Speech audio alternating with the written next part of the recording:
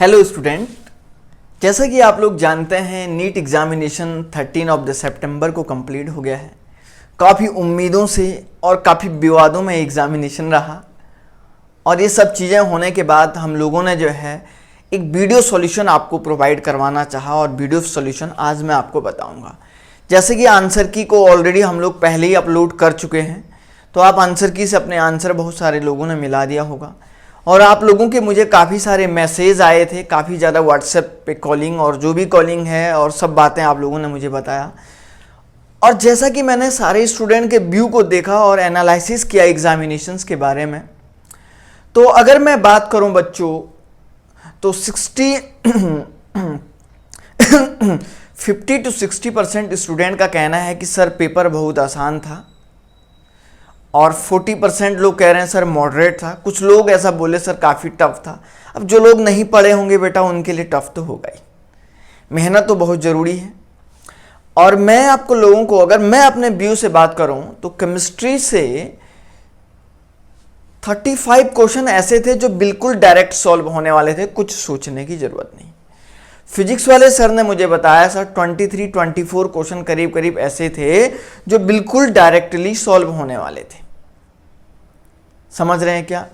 और कुछ बायोलॉजी वाले सर तो कहे कि सर बहुत ही आसान जो है पेपर, बहुत आसान था। तो मुझे उम्मीद है बहुत सारे लोगों ने, आप लोगों ने मुझे व्हाट्सएप मैसेज किया था और मुझे उम्मीद है कि करीब करीब हमारे पास 10 स्टूडेंट ऐसे हैं जिनके अबव 500 मार्क्स आ रहे हैं। तो 500 से ऊपर नंबर आने वाले मार्क्स जिन लोगों के 500 अबव आ रहे हैं, तो मान के चलिए श्योर MBBS की सीट आपके पास है। और बहुत अच्छा लगता है, काफ़ी उम्मीदें थी आप लोगों पे और आपने बहुत अच्छा भी किया है पेपर। और जैसा कि आप लोगों ने देखा होगा बच्चों, आपको जो भी पढ़ाया गया है, जो भी पेपर में कल आया था और मैंने भी देखा, काफ़ी खुशी होती है कि सारा का सारा सिलेबस से आया था, है ना। बिल्कुल भी सिलेबस में आया था, कुछ भी ऐसा नहीं था जो कि आप बोलेंगे सर एक आध क्वेश्चन तो क्या होता है बच्चों थोड़ा बाहर का ही आता है। अब वो तो होता ही है, खैर वो तो एक्स्ट्रा ऑर्डिनरी बात होगी है, लेकिन काफ़ी ज़्यादा सिलेबस से आया था। और मुझे लगता है आप लोग बहुत अच्छा मार्क्स, परफॉर्मेंस भी काफ़ी अच्छा रहा है आप लोगों का, क्योंकि आंसर की से मैंने काफ़ी स्टूडेंट को जो है एनालिसिस कर लिया है। तो मुझे लगता है बहुत सारे बच्चों का जो है बहुत अच्छा रिजल्ट आएगा, ठीक है ना। तो जिन लोगों का दिक्कत है कोई भी बात नहीं है, आप जो है फिर इस बार मुझे लगता है 2021 में नीट जून जुलाई में होने की पॉसिबिलिटीज़ है। तो एकदम तैयार रहिए, अपने आप को स्ट्रॉन्ग रखिए, प्रैक्टिस ज़्यादा से ज़्यादा करिए, जहाँ कहीं भी डाउट आता है आप पूछ सकते हैं। मैंने एक बात आपको बताई बच्चों कि जो भी ज़्यादातर सिलेबस में जो भी आया था, जो भी क्वेश्चंस पेपर में आया था, आपने देखा था सिलेबस से ही आया था। बहुत सारे क्वेश्चन तो आपको लोगों को बोर्ड पे करवाए गए ही आए थे ना, ये आप लोग जानते हैं, ठीक है। चलिए आइए थोड़ा सा डिस्कस करते हैं बच्चों क्वेश्चंस के बारे में, ठीक है ना। मेरे पास एक पेपर है बच्चों, नीट का एक पेपर है, इस तरीके से ये एक पेपर है और इसमें जो हमारे पास G3 पेपर कोड है, G3 पेपर कोड के अकॉर्डिंग हम लोग वीडियो सॉल्यूशन बना रहे हैं। अब जिस भी स्टूडेंट के पास जो पेपर होगा, तो मैं यहाँ पे ऑप्शन नहीं लिख रहा हूँ। ऑप्शन क्यों नहीं लिख रहा हूँ? क्योंकि बहुत सारे स्टूडेंट का पेपर कोड अलग अलग है, तो हम डायरेक्टली आंसर को एक्सप्लेन कर रहे हैं, तो आप अपने आंसर को ऑप्शन से मिला सकते हैं, है ना। ऑप्शन इसलिए नहीं बता रहे हैं क्योंकि पता नहीं किस स्टूडेंट का कौन सा कोड है, तो सारे स्टूडेंट को दिक्कत ना हो, हम डायरेक्टली आंसर को यहाँ पे मॉडिफाई आपको जो है बताएंगे, एक्सप्लेन करेंगे, ठीक है ना। चलिए आइए थोड़ा सा बच्चों इसके बारे में देखते हैं, ठीक। तो पहला हम लोग पोर्शन लेते हैं केमिस्ट्री का। तो देखिए कुछ क्वेश्चन हम लोग यहाँ पे करते हैं आज, देखिए क्या क्या कैसा कैसा आया है। तो क्वेश्चन नंबर 136 आप लोगों के पास था, what is the change in oxidation number of carbon atom in following reaction. ये आपको एक ऑक्सीडेशन दिया था, इस रिएक्शन में आपसे कह रहा था कि जो कार्बन है बच्चों, कार्बन का ऑक्सीडेशन स्टेट क्या होगा, क्या चेंज इस कार्बन के ऑक्सीडेशन स्टेट में आएगा। तो देखिए यहाँ पे कार्बन का ऑक्सीडेशन स्टेट का -4 आ रहा है और यहाँ पे +4 आ रहा है। तो आपने देखा था -4 से लेके +4 तक का चेंज आ रहा है, ठीक है ना। This is the correct answer, check कर लीजिएगा अपने आंसर में।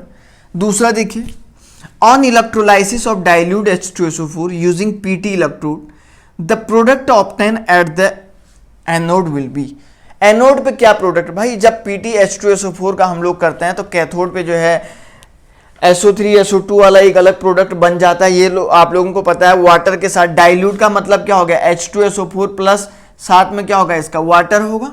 तो एक आपका एनोड पे वाटर वाला प्रोडक्ट जाता है, वाटर वाला जाता है, तो वाटर आपका जो है इलेक्ट्रोलाइसिस होने के बाद जो है O2 प्लस एक ऐसी रिएक्शन देता है। इलेक्ट्रोलाइसिस में हमने इलेक्ट्रोकेमिस्ट्री पढ़ाई थी, तो वहां पे आप लोगों को ये बताया था। तो O2 इज द, O2 आपको मिलता है, ये बताया है, ये पर्टिकुलर एग्जाम्पल देके बताया है ना, ध्यान रखिएगा।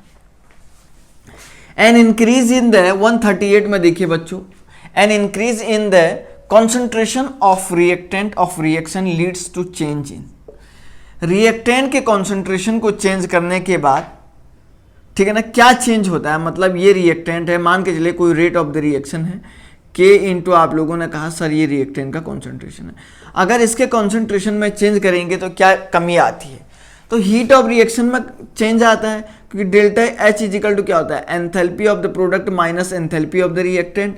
अभी मान के चलो एंथैल्पी आपने 2 ले लिया, रिएक्टेंट की एंथैल्पी आपने 2 ले लिया, और दूसरे वाले टर्म में आपने क्या ले लिया, HR की वैल्यू 4 ले लिया, तो डेल्टा H की ओवरऑल वैल्यू चेंज आ जाएगी ना, overall value of the delta H change है। कुछ लोग कह रहे थे सर एक्टिवेशन एनर्जी क्यों नहीं होगा, सुनो, कल रात कुछ लोगों ने बोला कि सर एक्टिवेशन एनर्जी क्यों नहीं होगा। अरे एक्टिवेशन एनर्जी कहां से होगा, क्योंकि rate of the reaction K into A not does not depend on the concentration of the reaction. Reactant किसके कॉन्सेंट्रेशन की बात कर रहा है,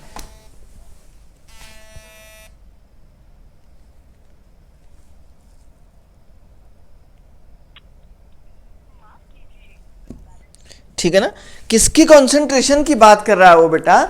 अगर आप बताइए, आपने कहा सर एक्टिवेशन एनर्जी बढ़ेगी तो जो है एक्टिवेशन एनर्जी या कम होगी तो रेट ऑफ द रिएक्शन भी कम हो जाएगी, है ना, चेंज तो आ ही रहा है। अरे आप ठीक है, फर्स्ट ऑर्डर में ये हो सकता है, सेकंड में हो सकता है, थर्ड में, क्या सारे रिएक्शन में ये होता है क्या, नहीं, क्योंकि जीरो ऑर्डर रिएक्शन के लिए rate of the reaction does not depend on the concentration of the reactant, है ना। जीरो ऑर्डर रिएक्शन के लिए rate of the reaction does not depend on the concentration, तो इसलिए एक्टिवेशन एनर्जी इस term में वैलिड नहीं था, ठीक है ना। आइए क्वेश्चन नंबर 139 देखते हैं, रिएक्शन ऑफ बेंजल्डिहाइड। देखो बेटा बेंजल्डिहाइड ऐसा था और प्लस एसिडोफिनोन, दिस इज कौन सी रिएक्शन है, देखो भाई एक में अल्फा हाइड्रोजन है, एक में अल्फा हाइड्रोजन है, एक में नहीं है, तो कौन सी हो जाएगी, अल्फा हाइड्रोजन वाला क्या देता है एल्डोल, और विदाउट अल्फा हाइड्रोजन क्या देता है बेटा, कह नहीं जा रहे हो। लेकिन जब मैंने बताया था एक अल्फा हाइड्रोजन वाला जब इसके साथ रिएक्शन करता है, this is called a cross aldol reaction बोलते हैं इसको।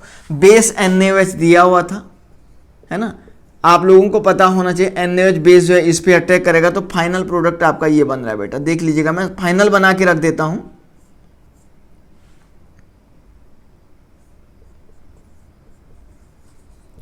तो ये आपका कौन सी रिएक्शन है पता है आपको, क्रॉस एल्डोल है ना, बहुत ही सिंपल है। चलिए नेक्स्ट क्वेश्चन देखते हैं, चलिए इसमें हम लोग नेक्स्ट क्वेश्चन देखते हैं। नेक्स्ट क्वेश्चन क्या होगा बेटा, नेक्स्ट में देखिए 140 नंबर में है, which of the following alkane can not be made in the good yield by the Wurtz reaction.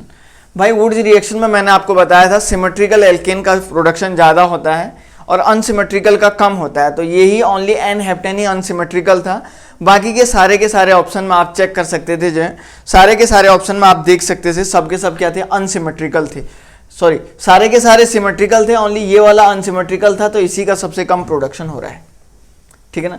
दूसरा देखिए, विच of the following is the natural rubber, तो नेचुरल रबर क्या था बेटा, isoprene is the monomeric unit and the poly isoprene is the polymeric unit of the natural rubber, है ना। तो natural rubber का तो आप लोगों को पता होना चाहिए। नेचुरल पॉलीमर की बात कर रहा था ना, तो नेचुरल पॉलीमर कौन सा होगा, रबर वाले को ही बोलते हैं, तो natural polymer is the natural rubber.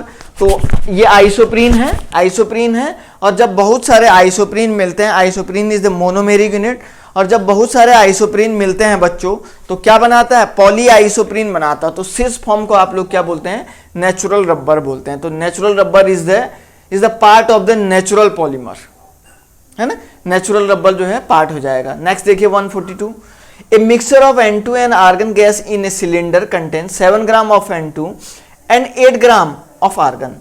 If total pressure of mixture of gas in the cylinder is 27 bar, the partial pressure of N2. The molar mass of the both element is already given, 14 gram is a 9 and nitrogen and argon is the 40 gram. अब nitrogen का मतलब क्या है, and एक single nitrogen का दिया ना, तो दो का कितना होगा 28 ऑब्वियसली, है ना। तो Dalton's law of partial pressure में ये आपको बताया है, स्टेट्स ऑफ मैटर नाम के चैप्टर में था। तो P of N2 is equal to X of N2 into P of the T. P of T is already given. X of N2 is the mole fraction of the nitrogen molecule.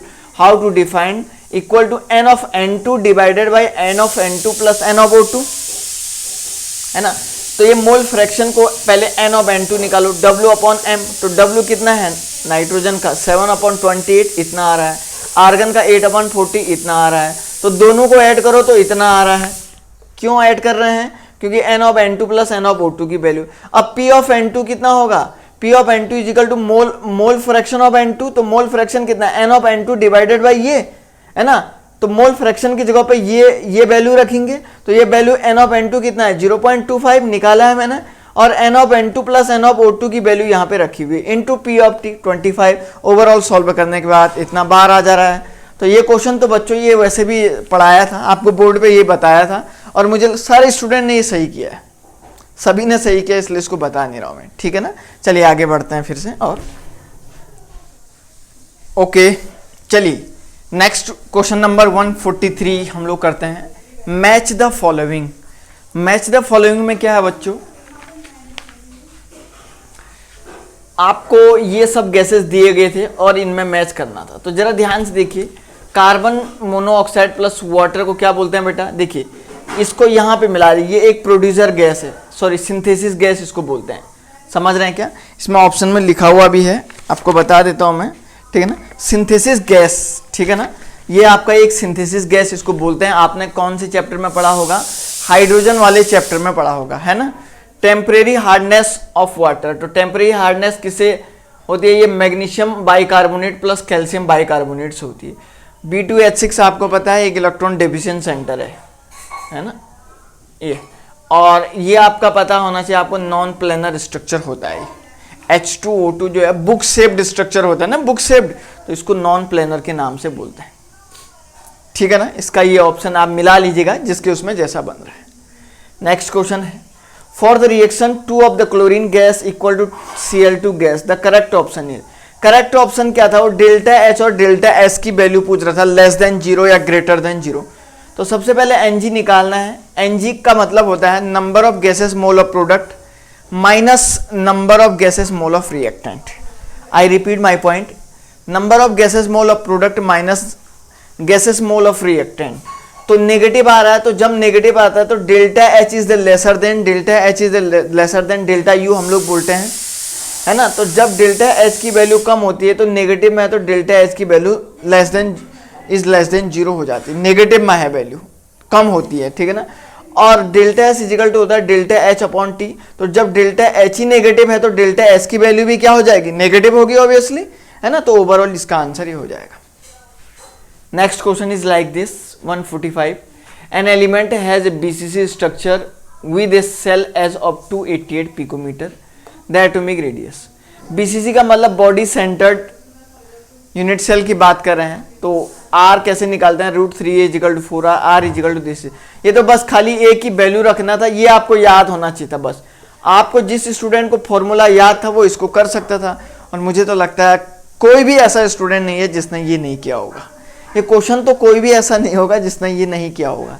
तो बस obviously answer option में यही दिया था, कुछ करने की जरूरत ही नहीं थी, ठीक है ना, बहुत ही सिंपल था ये।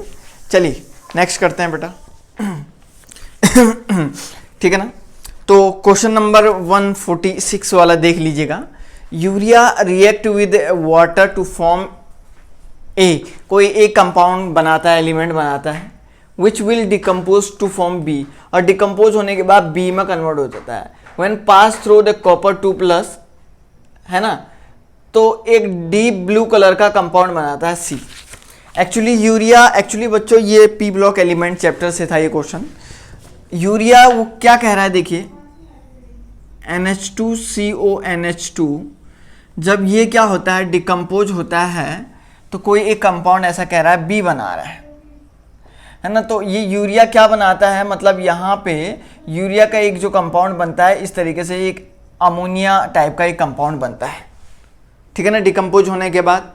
अब डिकम्पोज होने के बाद अमोनिया, एक्चुअली मैं पूरा नहीं बता रहा हूँ क्योंकि आप लोगों को जब मैंने पी ब्लॉक एलिमेंट पढ़ाया था तो वैसे भी एक चीज मैं बता देता हूँ, ये जो अलग से कंपाउंड लिखा है कॉपर टेट्रा अमाइन का, कॉपर का एक कंपाउंड लिखा गया है, इसका कलर मैंने आपको अलग से लिखवाया था। जब पी ब्लॉक पढ़ाया था तो मैंने ऐसे ब्रैकेट भी किया था, ब्रैकेट भी बोला था इस कंपाउंड का कलर ब्लू होता है। और नोट कर लीजिएगा बेटा, इसको याद कर, मैंने तब भी बताया था, आपको याद होगा।